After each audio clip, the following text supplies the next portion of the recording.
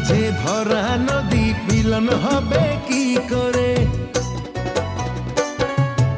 আমায় পেতে বন্ধু তুমি আসো যদি এবারে, বুকের মাঝে যত্ন করে রাখবো আমি তোমারে।